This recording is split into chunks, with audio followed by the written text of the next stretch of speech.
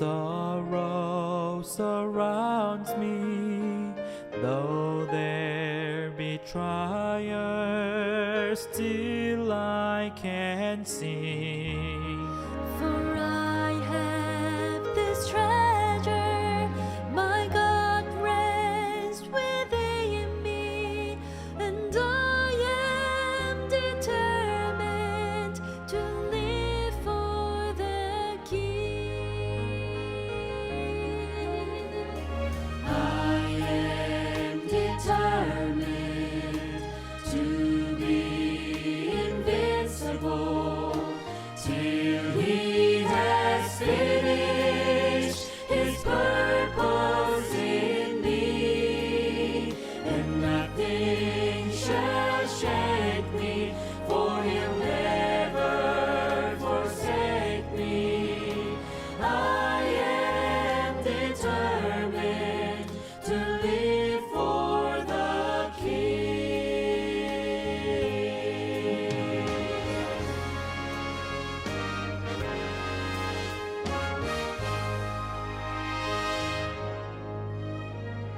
Hell's gates are trembling from our prayers ascending.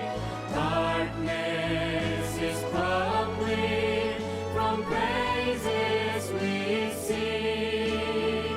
Our sovereign victorious is marching before us, and we are determined to live for the King. I am determined to be invincible till He has finished His purpose in me, and nothing shall shake me, for He'll never forsake me. I am determined to live for the King. When I am weary, I look to His face. When I am tempted, I'll trust in His grace. I'll trust in His grace. I am determined to be invincible till He has finished His purpose in me, and nothing shall shake me, for He'll never forsake me. I am determined. I am determined. I am determined to live for the King.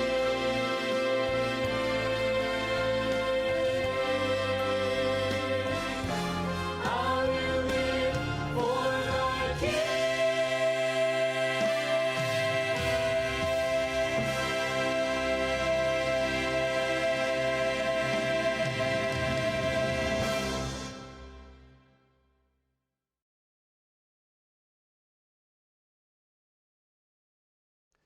안녕하셨습니까? 날씨가 많이 추워졌죠. 한국 찬미가랑 영어 찬미가랑 이 절수가 좀 달라서 같이 이렇게 나오지 않는 그런 것들이 있는 것 같습니다. 자, 오늘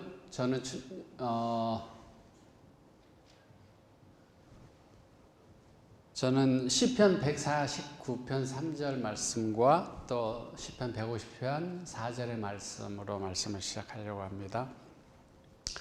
시편 149편 3절입니다. 춤추며 그의 이름을 찬양하며 소고와 수금으로 그를 찬양할지어다.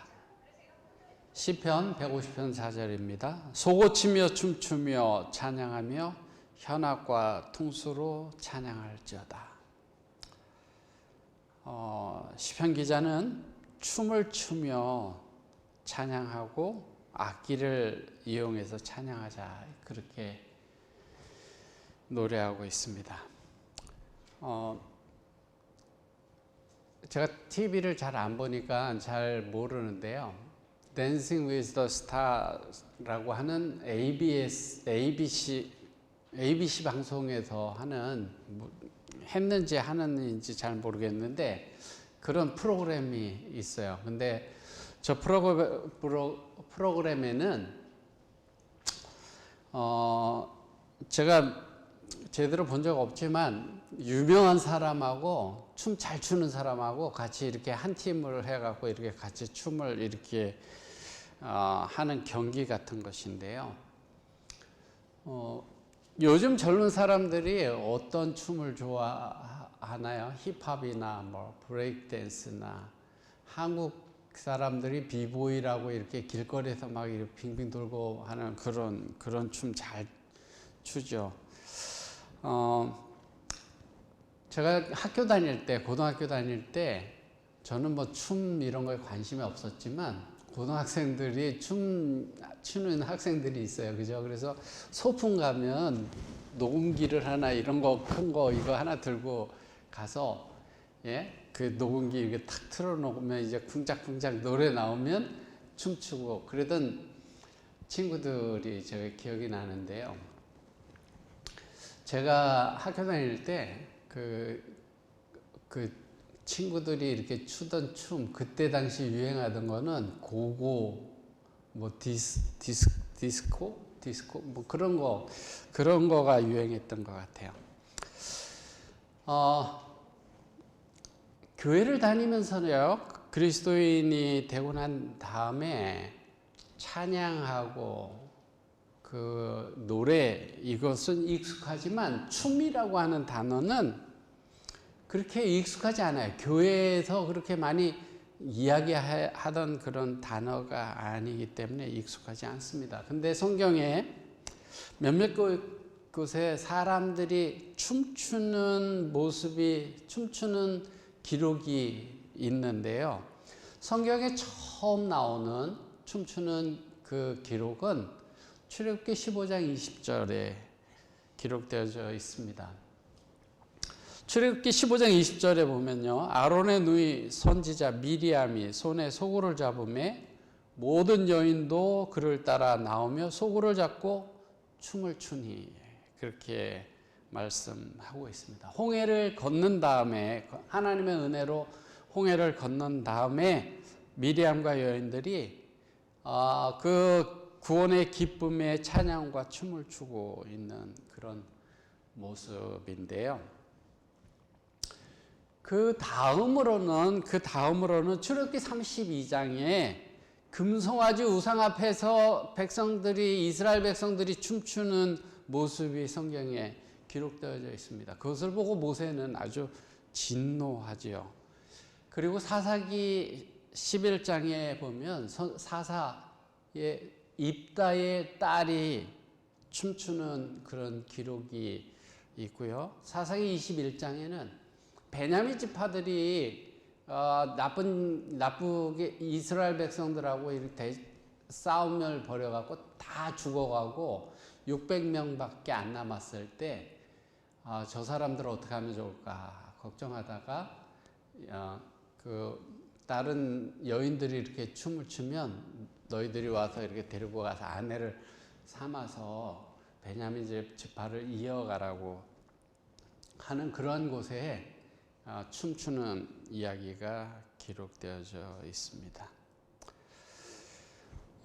그리고 이제 성경 좀 넘어가서 사무엘상에 보면 여인들이 춤을 추면서 노래하는데 사울이 죽인 사람은 천천히고 다윗이 죽인 사람은 만만이다라고 노래하며 춤추는 그런 내용이 나오고요.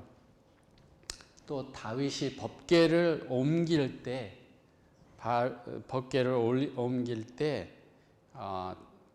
다윗이 춤추는 그러한 기록이 있는데요. 오늘 성경 사무엘하 6장 11절에서 15절에 있는 말씀을 좀 보겠습니다. 여기 보시면 여호와의 궤가 가드 사람 오베데돔의 집에 석 달 있었는데 여호와께서 오베데돔과 그 온 집에 복을 주시니라. 혹이 다윗 왕에게 구하여 가로되 여호와께서 하나님의 궤를 인하여 오베데돔의 집과 그 모든 소유에 복을 주셨다 한지라. 다윗이 가서 하나님의 궤를 기쁨으로 메고 오베데돔 집에서 다윗성으로 올라갈새 여호와의 궤를 맨 사람들이 6걸음을 행하매 다윗이 소와 살찐 것으로 제사를 드리고 여호와 앞에서 힘을 다하여 춤을 추는데 때에 배에봇을 입었더라. 다윗과 온 이스라엘 족속이 즐거이 부르며 나팔을 불고 여호와의 궤를 메어오니라. 사무엘하 6장에 보면 여호와의 궤를 가지고 이제 그 예루살렘으로 가지고 가는 그러한 내용이 나오는데 거기에 다윗이 춤추는 내용이 기록되어져 있습니다. 아마 다윗 혼자 추지 않았을 것 같아요. 그 백성들도 같이 췄을 것 같은데요. 물론 다윗의 춤은 오늘날의 춤과 달랐다고 화이트 선지자는 이야기를 합니다. 연락을 사랑하는 자들은 다윗이 하나님 앞에서 경건한 기쁨으로 춤을 춘 사실을 빙자하여 현대 유행하는 댄스를 정당화하려고 하지만 이와 같은 주장은 터무니없는 것이다. 오늘날 춤추는 것은 어리석은 짓과 밤중에 주연과 관련이 있다. 그런 거랑 다르다는 거예요. 이렇게 노는 그런 춤하고 제가 아까 그 고등학교 다닐 때 아이들이 막 춤추는 거 제가 봤다 그랬잖아요. 그런 거랑 다르다는 거예요. 그 다윗이 춘 것은요. 여기 이렇게 말씀하고 있는데요. 법궤를 옮길 때 기쁨으로 하나님을 찬양한 노래와 춤은 현대 댄스의 유흥과는 전혀 닮은 점이 없고 그 법궤를 옮길 때 추었던 춤은 하나님을 생각하고 당신의 성호를 높이는 것이었고 오늘날 추는 춤은 사람들로 하여금 하나님을 잊어버리게 하고 하나님께 욕을 돌리게 한 사단의 흉계이다. 이렇게 말씀하고 있습니다. 사무엘하 6장에 보시면요. 하나님의 언약궤와 관련해서 아비나답의 아들 우사의 죽음이 기록되어져 있고요. 뒤에 춤추는 다윗 왕의 모습이 그려지고 있는데 그 언약궤는 2규빗 반 그리고 넓이와 높이는 1규빗 반의 크지 않은 직사각형이었는데요. 그 안에 만나를 담은 항아리와 아론의 쌍난 지팡이 또 하나님이 친히 쓴 2 돌판 등 히브리 사람들이 소중하게 여기는 3가지가 들어 있었습니다. 여기 히브리서 9장 4절에 보면 그렇게 나와 있죠. 언약궤 안에 만나를 담은 금항 아래가 있었고 안에 쌍난 지팡이와 언약의 비석들이 있다 이렇게 말씀하고 있는데요. 구약에는 뭐라고 말씀하고 있냐면 궤 안에 2 돌판 외에 아무것도 없었다 그렇게 말씀합니다. 구약에는 궤 안에는 돌판만 있었다 그렇게 말씀하고 있는데요. 신약에는 말씀하고 조금 다르잖아요. 그죠? 근데 만나를 담은 금항아리와 아론의 쌍난 지팡이는 처음에 하나님의 궤 안에 두지 않고 궤 앞에 두라고 성경에 그렇게 말씀하고 있습니다. 그런데 히브리서에는 3 종류가 다 안에 있었다 이렇게 한 것은 사실이 뭐 안에 있었냐 밖에 있었냐 이런 관심보다 언약궤와 관련돼서 표징으로 보관됐던 물건들이 무엇이었나 이것에 관심을 가지고 무엇을 예표하느냐에 관심을 가지고 이야기하고 있는 것인데요. 언약궤는 하나님의 예비하심 만나와 또 권능, 지팡이, 거룩한 계명 두 돌판을 보여주고 있는데 무엇보다도 언약궤가 상징하는 것은 하나님의 임재를 상징하고 있습니다.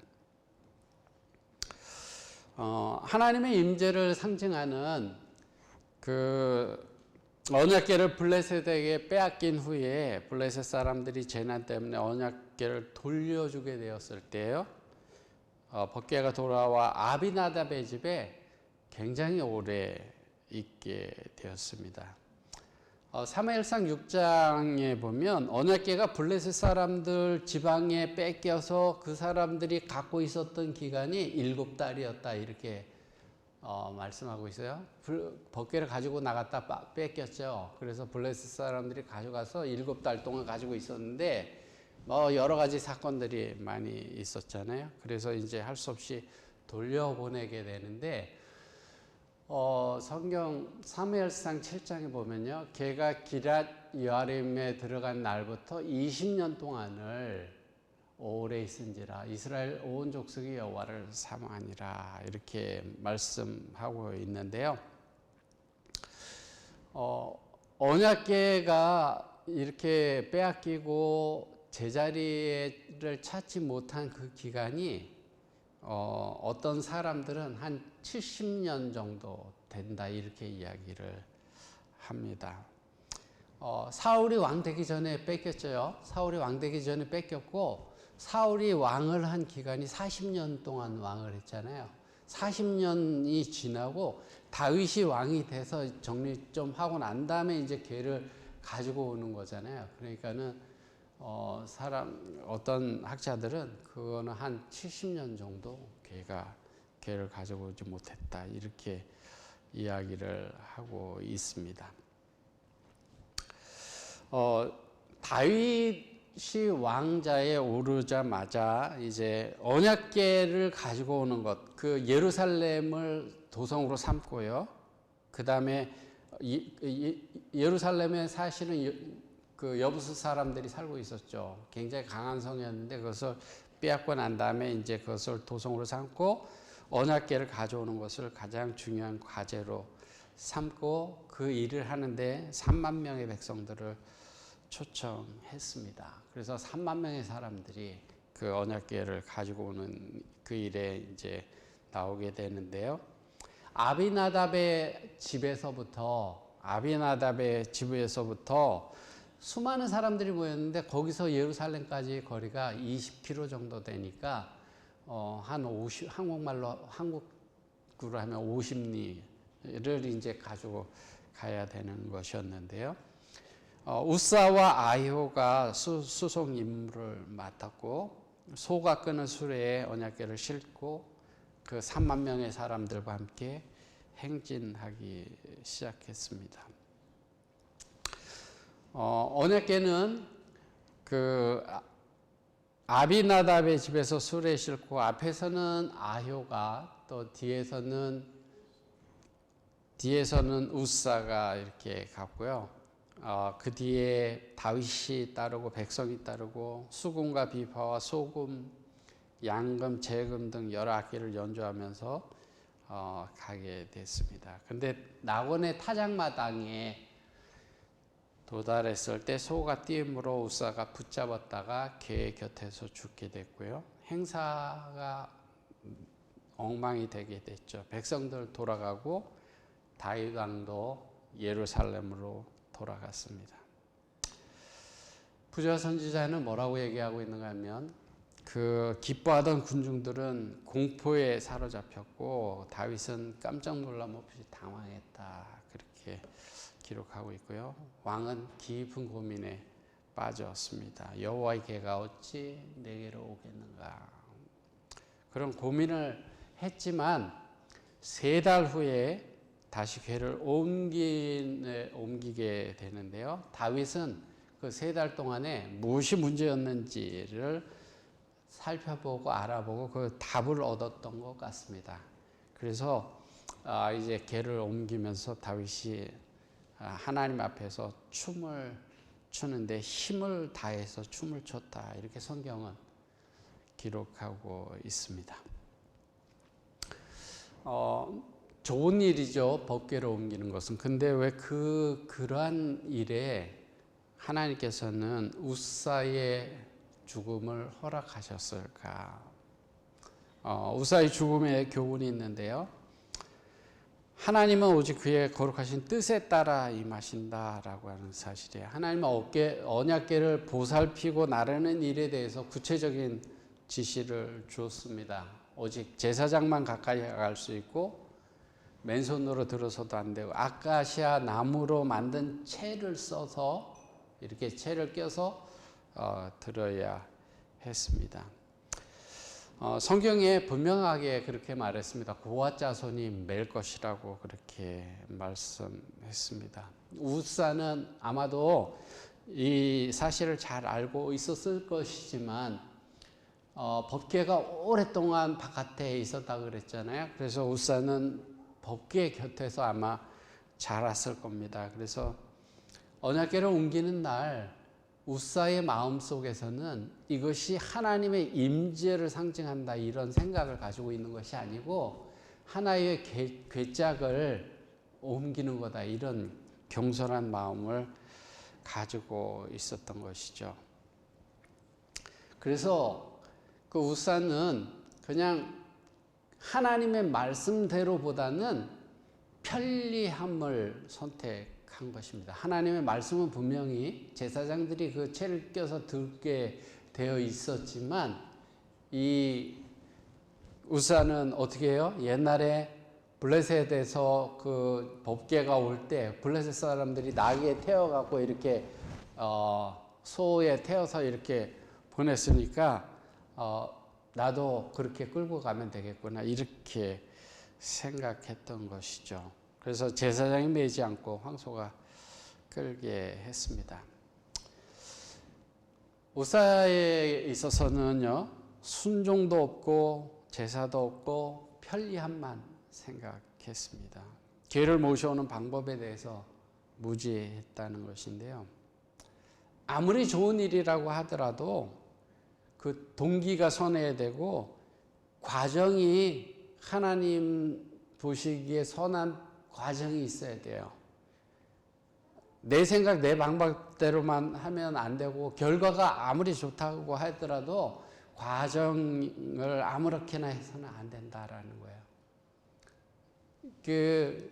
우사는 그렇게 생각했을 거예요. 옮기기만 하면 되는 거예요. 목적은 옮기기만 하는 거예요. 그런데 하나님께서는 옮기는 그 과정 속에서 말씀대로 하기를 하나님께서 원하시는 것이죠. 우리가 신앙생활 하면서 어떤 선한 목적을 가지고 과정이 선하지 못하든지 과정이 내 뜻대로 한다든지 그런 적이 없는지 우리가 좀 생각해 봤으면 좋을 것 같습니다. 비슷한 예가 성경에 기록되어져 있는데요. 하나님께서 사울에게 아말렉을 진멸하라고 그렇게 말씀하셨죠. 다 멸하라고 그렇게 말씀했습니다. 사울이 그 일에 열심을 내서 했어요. 열심을 내서 했는데로 마음속에 무슨 생각을 했어요? 내 나름대로 하나님 말씀에 순종한다 이런 생각을 했죠. 그렇지만 그 마음속에 어떤 생각이 드냐면 좋은 것들은 다 없애지 말고 뒀다가 하나님께 내가 쓰는 거 아니고 하나님께 예배 드릴 때 제물로 쓰면 좋겠다. 그게 더 좋지 않을까? 이렇게 생각하고 그렇게 했죠. 그러면서 이게 하나님을 기쁘게 하는 일일 거다 이렇게 생각했습니다. 사무엘이 아주 유명한 얘기를 했어요.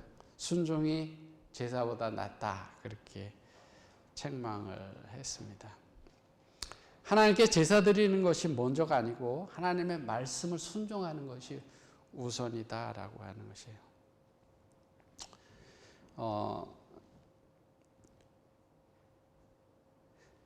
하나님의 율법을 알지 못하던 블레셋 사람들은 법궤를 이스라엘로 돌려보낼 때 그 수레에 싣고 이렇게 가는 것, 하나님께서 그들은 하나님의 말씀을 모르기 때문에 그것을 그냥 받아주셨고 인정하셨지만 이스라엘 백성들에게는 하나님의 말씀이 주어졌고 어떻게 해야 되는 것을 알고 있는데 그럼에도 불구하고 그렇게 하지 않는 것, 그것은 하나님께 욕을 돌리는 것이다. 그렇게 해서 하나님께서 그것을 받지 않으셨습니다. 여러분들이 잘 생각해야 되는 게 세상 사람들이 이렇게 한다고 해갖고 그것이 세상 사람들에게 통용하는 일이고 받아들여지는 일이라고 해서 우리가 그렇게 막 하는 것, 그것을 하나님께서 기쁘게 보시지 않는 일이라고 하는 사실을 우리가 기억해야 합니다. 우리에게는 하나님께서 하나님의 말씀을 주셨고 그 말씀에 비춰서 우리가 결과도 선해야 되지만 동기도 선해야 되고 과정도 선해야 된다라고 하는 사실입니다. 많은 사람들이 꼭 우사를 죽게 했어야 했는가 이렇게 생각을 합니다. 어떤 사람이 물어봤어요. 구약에 정통한 라비에게 물어봤습니다. 꼭 우사를 죽게 했어야만 합니까? 그랬을 때 라비가 대답하기를 어찌하여 하나님의 우사를 죽였는가가 아니라 왜 불안당 같은 우리를 여태 살려두고 계시는가를 물어야 하지 않을까 이렇게 대답했습니다.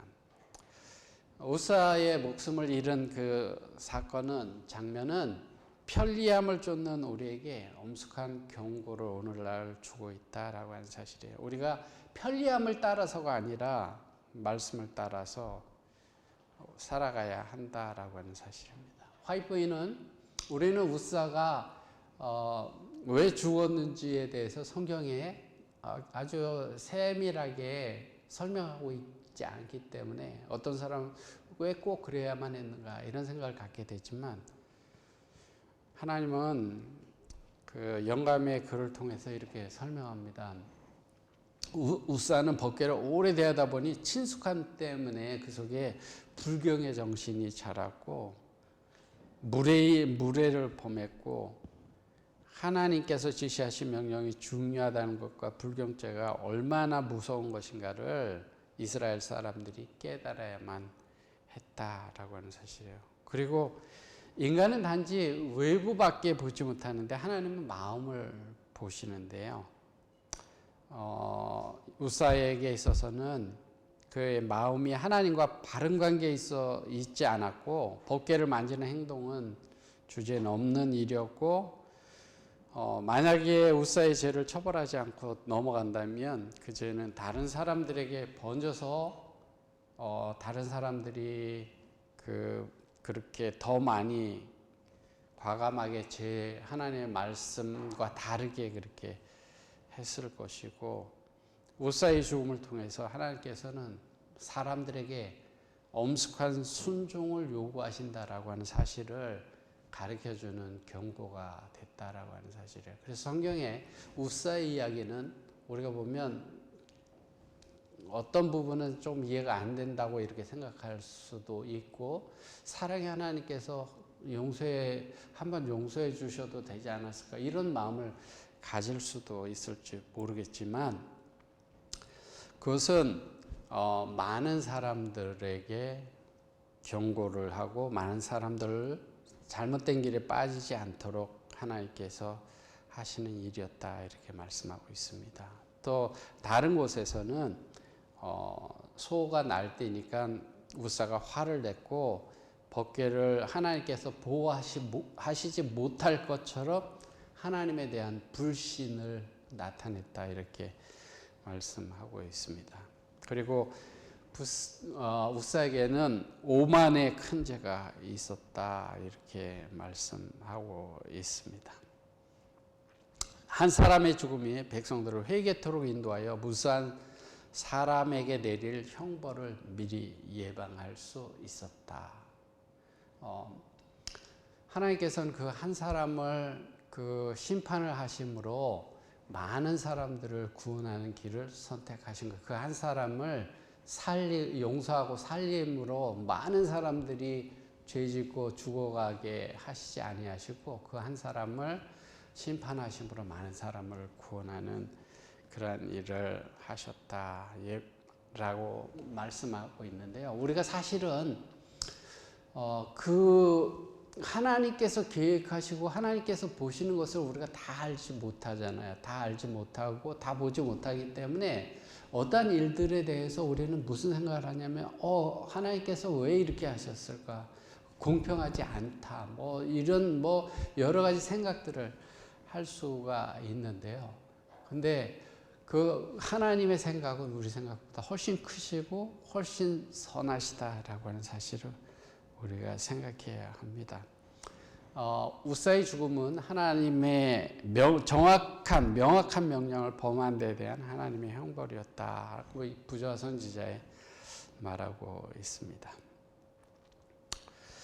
우사가 죽었을 때요, 다윗은 참혹한 마음으로 돌아갔지만 석 달 뒤에 법궤를 가지러 돌아왔는데 예전과 달랐습니다. 황소가 끄는 수레에 실지 않고 제사장들이 직접 맸습니다. 편리함을 따르는 대신에 하나님의 말씀을 순종했습니다. 우리가 신앙생활하면서 편리함을 따르는 대신에 말씀에 순종하는 것을 따라야 돼요. 편리하게, 오늘 날씨도 안 좋고 좀 집에서 그냥 이렇게 하는 게 좋지 않을까? 그게 좀 편하겠는데 이런 것이 아니라 하나님께서 말씀하신 것들을 순종하는 것. 다윗은 그렇게 했습니다. 그리고 성경에 보면요, 역대상에 보면 이런 말씀이 있어요. 이에 제사장들과 레위 사람들이 이스라엘 하나님 여호와의 궤를 메고 올라가려 하여 몸을 성결하게 했고, 모세가 여호와의 말씀을 따라 명한 대로 레위 자손이 채로 하나님의 궤를 메어 어깨에 매니라 이렇게 말씀하고 있는데요. 언약궤를 메고 올라가려고 할 때 전에는 막 수레 싣고 그냥 막 갔지만 지금은 어떻게 해요? 몸을 성결케 하고, 몸을 성결케 한다라고 하는 것은 그냥 단순히 외부적인 목욕을 하고 이런 것이 아니라 그 죄를 회개하고 깨끗게 하는 것을 이야기하죠. 그리고 하나님의 명령대로 그대로 했다라고 말씀하고 있는데요. 여기에 모세만 그렇게 했다고, 다윗만 그렇게 했다고 말씀하시지 않고 제사장들과 레위 사람들이 그렇게 했다 이렇게 성경에 말씀하고 있습니다. 여기 살아남는 이들이라고 하는 책에도 이렇게 말씀하고 있는데요. 다윗이 그 거룩한 법궤를 옮기는 일을 감행하기 전에 하나님 앞에 자기를 성결하게 하고, 또한 나라의 고관들에게도 모든 세속적 직무로부터 성별하여 거룩한 헌신을 하고 마음을 번잡게 하는 것들을 삼가라고 명했다. 거룩한 법궤를 다윗성으로 옮기기 위하여 이렇게 스스로를 정결하게 했다. 그러니까 다윗 본인만 그런 것이 아니라 사람들, 레위 사람들, 그 사람들 뿐만 아니라 거기에 그 나라에서 일하는 사람들에게도 정결하게 하라고 그렇게 했고요. 서두르지 않았습니다. 그래서 6걸음 걸으면 제사를 지내고 그렇게 하면서 갔어요. 아까 말씀드렸죠. 20km 정도 되는 거리라고 말씀드렸죠. 하나님께서 노하시지 않고 받으신다라고 하는 사실을 알고 다윗은 마음이 너무나 기뻤습니다. 그래서 성경은 여호와 앞에서 힘을 다하여 춤을 추었다. 다윗이 춤을 췄다. 이렇게 말씀하고 있습니다. 한번 다윗이 춤추는 것을 생각해 보십시오. 막 빙빙 돌면서 이제 춤을 추는데요. 대충 추는 게 아니에요. 아주 힘을 다해서 췄다 그랬습니다. 기뻐 뛰노는 모습입니다. 우사에 대한 소문이 전국에 퍼져 있죠. 3개월 전에 법궤 날르다가 죽었잖아요. 그 사람이요. 궤 앞에서 그 다윗이 지금 이렇게 춤을 추고 있는 모습을 사람들이 보면서 무슨 생각할까요? 또 하늘에서 불벼락 내리겠구나 이런 생각을 아마 했을 겁니다. 하지만 아무 일도 없었습니다. 하나님의 임재를 상징하는 언약궤가 돌아올 때 다윗은 내가 남들에게 어떻게 보이느냐 이것은 상관하지 않고 하나님 앞에 춤을 추었는데요. 하나님이 꾸짖지 않으셨습니다. 부조와 선지자에는 뭐라고 얘기하고 있는가 하면은 이 거룩한 예식의 다윗은 하나님 앞에 자기의 신하들과 함께 낮은 자리에 있고자 하였다. 그날에는 여호와께서 경배를 받으셔야 했고 그분이 경배의 유일한 대상이 되셔야 했다. 지금 자기가 의젓하게 앞에서 딱 이렇게 사람들 주목을 받으면서 그 법궤를 가져가는 것이 아니라 자기는 그냥 그 주변의 어린아이들이나 사람들 그 모습처럼 자기는 그냥 낮아지고 그런 자리에 있기를 다윗은 원했다 이렇게 말씀합니다. 여러분들 성경에 보면 다윗이 춤춘 기록이 딴 데 있어요? 다윗이 춤춘 기록이 딴 데 있어요? 없습니다. 골리앗을 죽였을 때에 다윗이 왕이 되었을 때 다윗이 춤췄다 성경은 기록하고 있지 않습니다. 하나님의 임재를 상징하는 언약궤가 예루살렘에 들어오는 순간 그 순간에 다윗은 잠잠히 앉아 있을 수 없었습니다. 그 순간은 다윗에게 있어서 골리앗을 무찌른 그 순간도 아니고 이스라엘 왕이 되는 순간도 아니고 하나님을 임재를 모시는 그 순간이 다윗에게 있어서는 가장 기쁜 순간이었다라고 하는 사실입니다. 다윗은 무엇을 기뻐했다고요? 하나님의 임재를 모시는 것, 그것보다 기쁜 것이 없다는 거예요. 하나님의 임재가 나와 함께 한다라고 할 때 다윗은 가만히 있을 수 없이 좋아서 춤을 출 수밖에 없었다 이렇게 말씀하고 있습니다. 하나님이 지금 여러분들을 바라보시면서 궁금해 하실지 모릅니다. 몬트레이의 내 백성들은 나의 임재를 그렇게 기뻐할까? 다윗이 그랬던 것처럼 여러분들도 주님의 임재를 그렇게 기뻐하고 즐거워하고 있습니까? 예수님께서는 세상 끝날까지 너희와 함께 하시겠다고 이렇게 말씀하셨습니다. 하나님의 임재를 내가 마음속에 느낀다면 그것이 너무나 감격스럽고 너무나 기뻐서 감사의 찬양을 드리고 그냥 가만히 있을 수 없어서 덩실덩실 춤을 췄던 다윗처럼 그렇게 기뻐해 본 적이 우리가 있는가 하는 것입니다. 다윗은 하나님의 임재야말로 그분의 선물이다라는 것을 알고 있었습니다. 주님의 가장 큰 선물은 주님 자신이었고 하나님의 임재였고 하나님이 함께 하실 때 춤을 췄던 다윗처럼 우리 그리스도인에게도 춤출 이유가 있습니다. 하나님이 우리와 함께 하신다고 하는 사실을 깨닫는다고 한다면 내가 혼자가 아니다라고 하는 것, 하나님이 우리와 동행하신다고 했고 우리를 함께 하신다고 이렇게 하셨는데 그것을 우리가 깨닫고 느낀다고 한다면 우리가 기뻐해야 할 충분한 이유가 있다라고 하는 사실입니다. 우리가 정말 조용히 우리가 가정에서나 혼자 있는 그런 시간들 속에서 하나님의 임재를 내가 명상하고 느끼고 깨닫게 되면서 내 마음속에 그냥 견딜 수 없는 감사와 기쁨 그런 것들이 솟아나오게 된다면 그때 그 순간은 다윗이 법궤를 가지고 가면서 기뻐서 견딜 수 없어서 춤췄던 그런 나의 모습이 될 거라고 생각합니다. 저는 이제 우리 자신을 점검하는 시간을 갖게 되기를 바랍니다. 하나님을 향한 경외심이 없이 우리의 편안함을 쫓아서 신앙하고 있지는 않은지, 우리가 성결케 하는 일, 회개하는 일, 자신을 살피고 회개하는 일, 이러한 일들을 생략하고 하나님의 일을 하려고 하지는 않는지, 하나님의 말씀에 순종하기보다는 편리함을 쫓지는 않았는지, 또는 결과만 생각하고 과정을 중요시 생각하지 않았는지 우리 자신을 되돌아봤으면 좋겠습니다. 하나님은 인격적인 분이십니다. 그분은 경건하며 말씀에 순종하는 사람을 찾으십니다. 다윗은 그런 사람이었고요.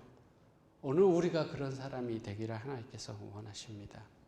세상이 어떻게 판단하든 어떻게 비판하든 융통성이 없는 사람이라고 하든지 어떻게 말하든지 그저 하나님의 말씀에 순종하고자 하는 그런 마음 속에서 말씀대로 살아가는 사람,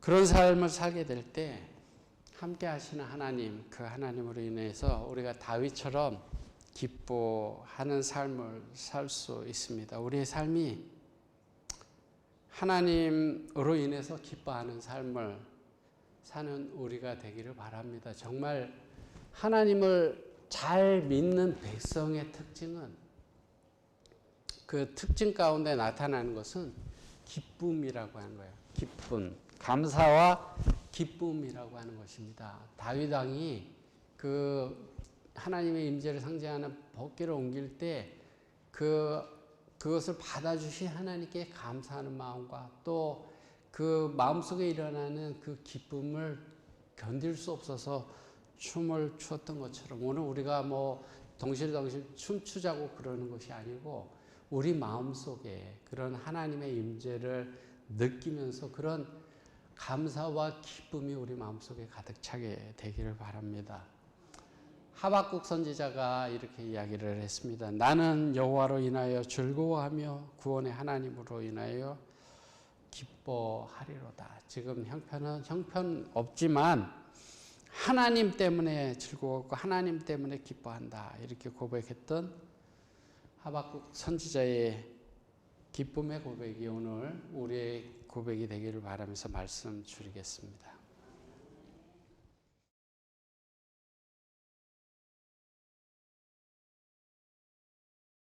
율법, 온전히 지키지 못하는 것과 율법, 지킬 필요가 없다고 말하는 것. 그 차이를 아세요? 사람이 자기 힘으로 율법을 지켜 구원받을 수 있나요? 아니요, 불가능합니다. 그렇다면 예수님께서 십자가를 지실 이유가 없었겠죠. 인간은 온전히 율법을 지킬 수 없습니다. 따라서 만약 누군가 율법을 지켜야만 구원받을 수 있다고 말한다면 그건 잘못된 주장입니다.